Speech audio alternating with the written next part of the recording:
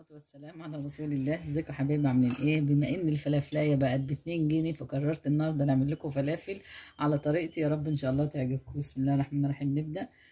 دي بهاراتنا مش اكتر ولا اقل من كمون، كزبرة، ملح، وده كرات. احسن حاجة تطلع الفلافل خطيرة كرات بتاعنا البلدي اهو. وعود خضرة عليه، مفيش عود خضرة واحد بس، و3 فصوص توم، 1 2 3، وبصله متوسطه. نبدا كده مع بعض. وده فوق الفول، ده طبعا فول مدشوش طبعا كلكم عارفينه. انا بنلم من امبارح بالليل قبل من 12 ساعه، من بالليل للصبح على حسب، او من الصبح بالليل، ومصفيه من الميه. وهنبدا نشتغل بسم الله الرحمن الرحيم مع بعض. نبدا كده نطحن الفول. ده ربع كيلو فول، هيطلع كميه حلوه خالص يعني. حطيته في الكبه بسم الله الرحمن الرحيم كده. فول في الكبه. هنبدا نطحن واحده واحده. يلا حبايبي بصوا بقى، وصلنا للمرحله دي.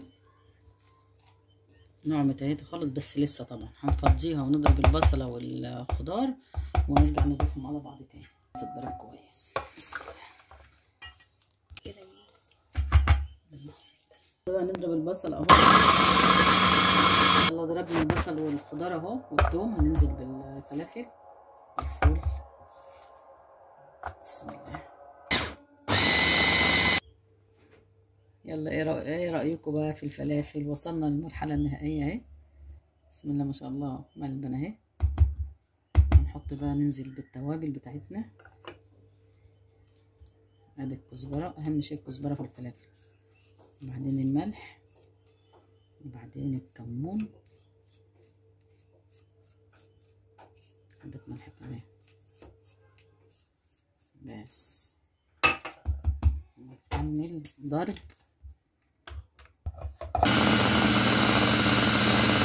نعمل ايه؟ هنبدأ نعمل الحشو بتاع الفلافل عشان اللي بيحبوها بالحشو مشطشطة.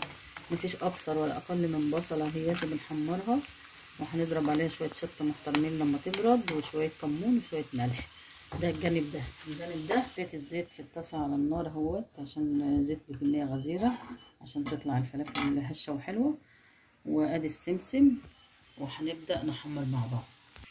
الحشو بتاع الفلافل اللي انا عملته والطعمية اهو. البصلة فرمتها مع الشطة وشوية كمون وشوية ملح صغيرين. نبدأ مع بعض نفلفل الفلافل ما شاء الله، مش هنكتر عشان هي مولعة نار.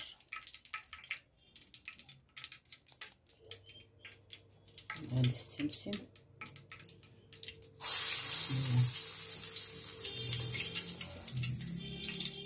ادي الفلافل، ادي الحشو.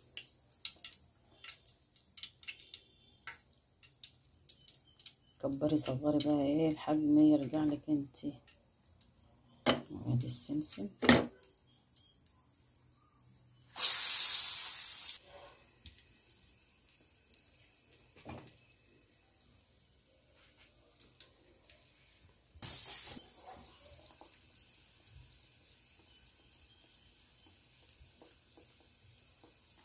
طلعت.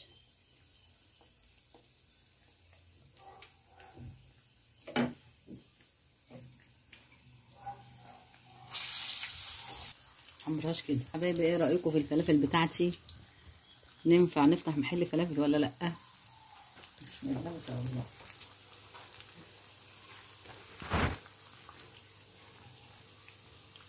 نطلع مع بعض.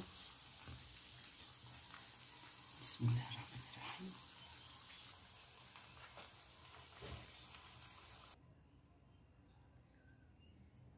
ما شاء الله تبارك الله ولا قوة إلا بالله. يلا حبايب قلبي، ايه رأيكم في الفلافل بتاعتي؟ بسم الله ما شاء الله. كفتة والله العظيم، ريحتها دي مش فلافل. بص الكمية قد ايه. بسم الله الرحمن الرحيم. بص الواحدة دي ب3 جنيه، مش ب2 جنيه ولا بجنيه ونص، 3 جنيه. وشوف فاضل العجينة قد ايه. عبيها في كيسة بقى ونحطها في الفريزر. كل ما تيجي تطلعيها تستعمليها، تطلعها قبل منها بساعتين 3 تفك. ولا لقيتها ناشفة حط عليها نقطة مية وسخني الزيت واشتغلي.